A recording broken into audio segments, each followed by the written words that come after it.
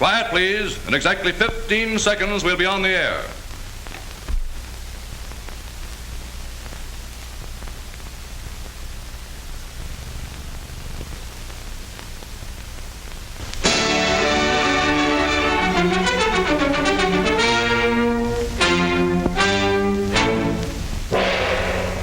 Rubinoff and his violin.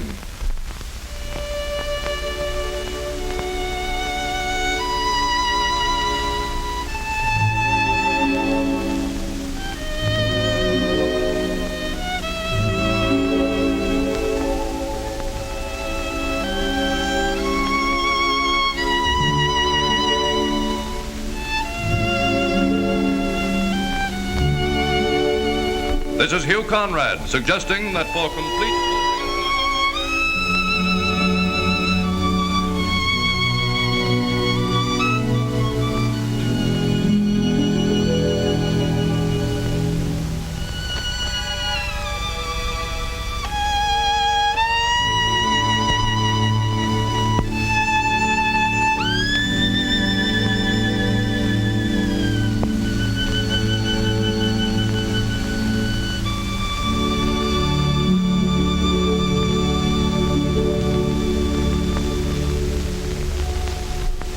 Rubinoff and the orchestra carry on with the overture.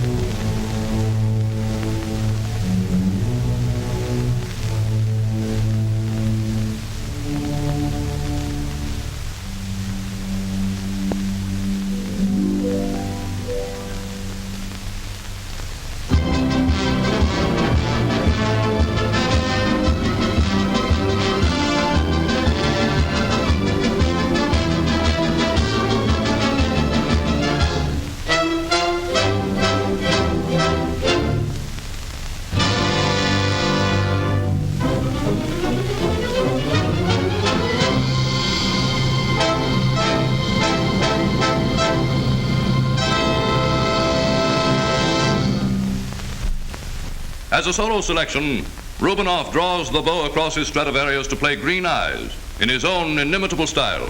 We present Rubinoff and his violin.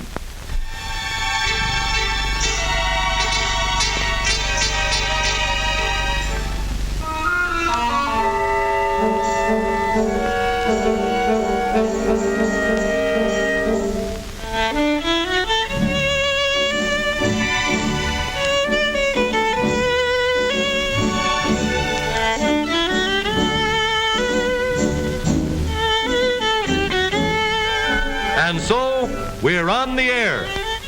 Let's see how the broadcast gets from the studio to your home. Of course, you don't hear the real sounds over your home radio. What you hear is a translation of the sounds. Sound travels in waves.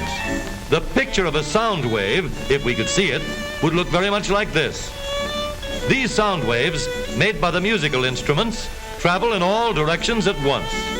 Some of them are hitting that microphone and being picked up by it. The microphone is simply an electrical ear, the ear of the broadcast listeners.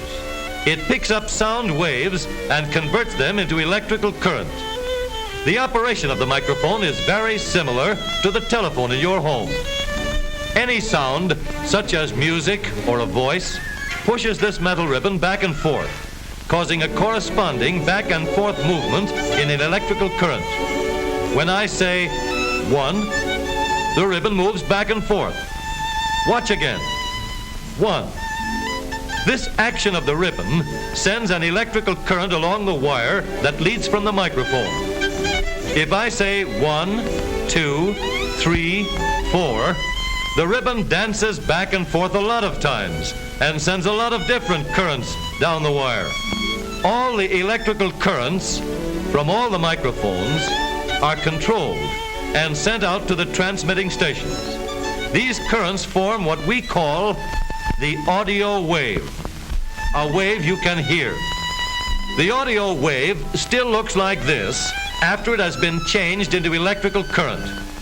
We want to make this wave stronger, so we amplify it here in the studio control room and again in the master control room.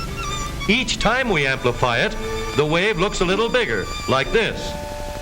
Now this wave must travel over wires to the transmitting station hundreds and sometimes thousands of miles from the studio. Rubinoff and the orchestra now offer for your entertainment a rhythmic arrangement of Spring, Beautiful Spring.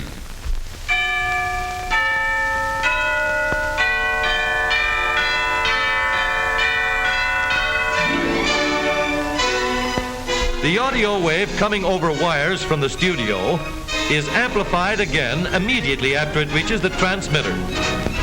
But the trouble with this wave is that it can't carry itself anywhere. So we have to produce another wave that will travel long distances and carry the audio wave with it. The audio wave looks like small water waves. It will only go a short distance, getting weaker and weaker, and finally dying out. In water, little waves can travel a long way if they hitch a ride on a larger wave. So for radio, we make a larger, more powerful wave to carry the little waves. This carrier wave is made by what we call the oscillator. The oscillator acts like an electric pump, producing smooth and steady power that looks like this. When the wave made by the orchestra goes into the transmitter, it is put together with the carrier wave by a process called modulation.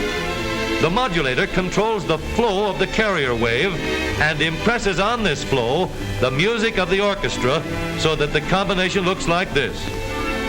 The carrier wave supplies the power, and the wave made in the microphone writes its signature on it. The result is the radio wave. Now comes the job of making this radio wave strong enough so that it will get to your radio.